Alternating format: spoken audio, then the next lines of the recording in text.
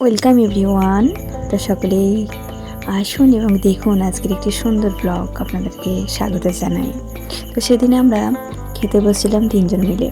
তো খাওয়াটা এতটাই স্মৃতির এবং এতটাই ভালো লাগার ছিল যে কী বলবো, যতই বলবো ততই কম বলা হবে। তো চলুন আজকের খাওয়ায় কী কী রয়েছে মেনুটা একটু শেয়ার করে ফেলি।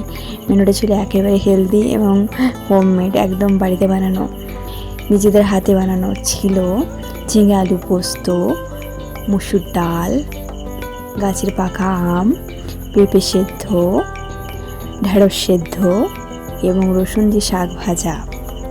একদমই হেলদি একটা সুপার ফুড বলতে পারেন। তো খাওয়ার মেনুটা থেকেও বেশি ইম্পর্ট্যান্ট ছিল যে সবাই মিলে বা আমরা তিনজন মিলে একসাথে খেতে বসা এবং খাওয়াটা শেষ করা এবং খাবার খেতে খেতে এনজয় করা। তো ভীষণ ভালো লেগেছিলো। আপনারা যারা একসাথে খেতে বসে আনন্দ ভোগ করেন তারা নিশ্চয়ই এটা ফিল করছেন যে সত্যি এটা কতটা ভালো লাগার। তিন বন্ধু অনেকদিন পর দেখা হওয়া প্রথম কথা, তারপর তিনজন মিলে একসাথে বসে খাওয়া দাওয়া, সবটাই মিলিয়ে একদম খুবই সুন্দর একটা দারুণ স্মৃতি, একদম মনোমুগ্ধকর একটা ব্যাপার। তো যাই হোক, চলো তিনজন মিলে খাওয়া দাওয়া চলতে চলতে অনেক গল্পও হচ্ছিল টুকটাক।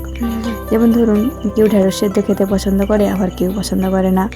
আমি খুব একটা পছন্দ করি না, কিন্তু খাওয়া ভালো সেই ভেবে একটু খেয়ে নিই, আর কিছু না। তাও পোস্ত আমার ভীষণ পছন্দের, তো পোস্ত আমি খুব মন দিয়ে খাচ্ছিলাম। শাকও আমার খুব পছন্দের এবং পাকা আম।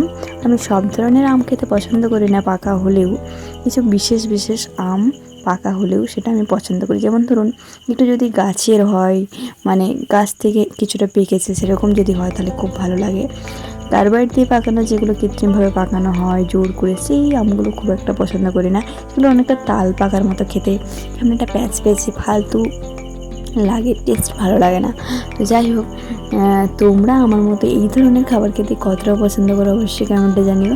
আর আম পাকা খেতে আপনারা কতজন পছন্দ করেন আমার মতো, সেটাও কমেন্টে জানাবেন। তো মেনুটা কেমন ছিল?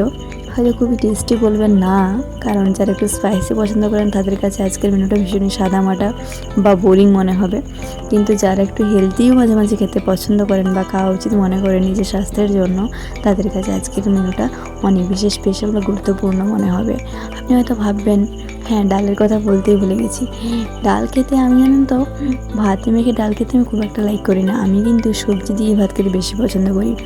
ডাল যদি খাই, ডালটা আমার কাছে জলের মতন একটা কাজ করে। যেমন ধরুন, খুব জল তেষ্টা পাচ্ছে, তখন আমি জলটা না খেয়ে ডালটা খাচ্ছি, এরকমটা। তো চলুন, সবারই খাওয়ার স্টাইল এবং ভঙ্গিমা ভিন্ন ভিন্ন হয়, সবারই পছন্দগুলো একটু ডিফারেন্ট হয়। একই মেনু আমরা প্লেটে নিয়ে বসলেও আমাদের প্রত্যেকের চয়েসটা বা মেনুতে হাত দেওয়ার মানে ধাপগুলো বা স্টেপগুলো আলাদা আলাদা থাকে। যেমন ধরুন, আমি প্রথমবার হয়তো শাক দিয়ে স্টার্ট করলাম, কিন্তু আমার বন্ধু পেঁপে সেদ্ধ দিয়ে স্টার্ট করলো, আরেক বন্ধু দেখা যাবে যে পোস্ত দিয়ে স্টার্ট করলো। বাট আমরা সকলেই জানি যে স্টার্টগুলো বা শুরুটা বা শেষটা অনেকটাই ভিন্ন হয়, কিন্তু শেষ করাটা আমরা প্রায় কম বেশি প্রায়ই একই করি। যেমন ধরুন, পাতে যদি চাটনি বা আম পাকা এসব কিছু থাকে, তাহলে আমরা দেখবেন শেষটা সেটা দিয়েই করি। তো একই রকম আমরাও শেষটা কিন্তু ওই একই জিনিস দিয়ে করেছিলাম, আম পাকা দিয়ে। বাট শুরুটা কিন্তু বিভিন্নজন বিভিন্ন কিছুতে হাত দিয়ে স্টার্ট করেছিল। আমি পেঁপে সেদ্ধটা আগে খেয়েছিলাম শাক খাওয়ার পাশাপাশি, কিন্তু পেঁপে আমার কাছে খুব বেশি বোরিং না, তাই পেঁপে আমি মাঝে মাঝে যে সবজিটা খেতে পছন্দ করি তার সাথে পেঁপেকে একটু একটু নিয়ে খেয়ে ফেলি। তো আপনাদের খাওয়ার পদ্ধতিগুলো আর এই মেনুতে থাকা যে মেনুটা আপনার পছন্দের, আপনি খেতে পছন্দ করেন, সেটা অবশ্যই লিখবেন। তো আপনারা জানাবেন আজকের খাওয়া দাওয়াটা কেমন ছিল। এই ভিডিওটা বেশ বলতে পারেন একটা বছর হতে চললো, অনেকদিন পর আজকে আমি ভয়েস দিচ্ছি। তো তোমাদের কেমন লাগলো? একেবারে সাদা মেঝেতে সাদা প্লেট, আর সবার মনগুলো একেবারে সাদা। তো তিন সাদাতে মিলে একেবারে সাদাময় হয়ে উঠেছে আজকের পরিবেশটা। এবং সত্যি বলছি, ভয়েস দিতে আমি ভীষণ ফিল করছিলাম। এতদিন আগের ভিডিও হলেও সেই ভিডিওটা গ্যালারিতে ছিল, যখন মনে হলো এটাকে আবার রিপিট করা যাক, বা কেমনভাবে এটাকে ভালোভাবে রিপিট করা যায়, তারই কিছু আইডিয়া। তো বন্ধুগণ, ভালো লাগলে অবশ্যই আপনারা একটা লাইক করে দেবেন এবং অবশ্যই পাশে থাকবেন এবং আমার পরিবারের সাথে যুক্ত হয়ে যাবেন। টাটা সবাইকে, সবাই খুব ভালো থাকুন এবং সুস্থ থাকুন, নিজেদের যত্ন নিয়ে নিজেদের কেয়ার রাখুন। আর আপনারাও যারা স্পাইসি খেতে পছন্দ করেন তারাও মাঝে মধ্যে চেষ্টা করুন এরকম একটু সাদামাটা প্লেটে খাবারটা সাজিয়ে নিয়ে সেটাকে মন দিয়ে খেতে।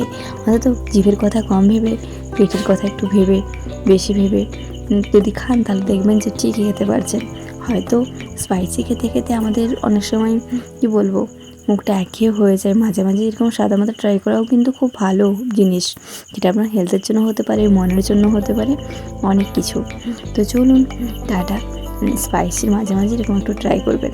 আর আমি এরকম খেতে খেতে খেতে খেতে বোরিং হয়ে যাওয়ার মাঝখানে একবার করে স্পাইসি ট্রাই করি। সবারই সিস্টেম একটু ডিফারেন্ট হয়, কিন্তু কী করা যায় বলুন, সবার তো চয়েস একই হয় না। তো আমরা যদি সবার চয়েসগুলোকে একে অপরে অ্যাডজাস্ট করে চলি তাহলেই সেটা হয় অ্যাডজাস্টমেন্ট। তো আমাদের জীবনে বলতে পারেন শুরু থেকে শেষ অবধি অ্যাডজাস্টমেন্ট করেই চলতে হয়।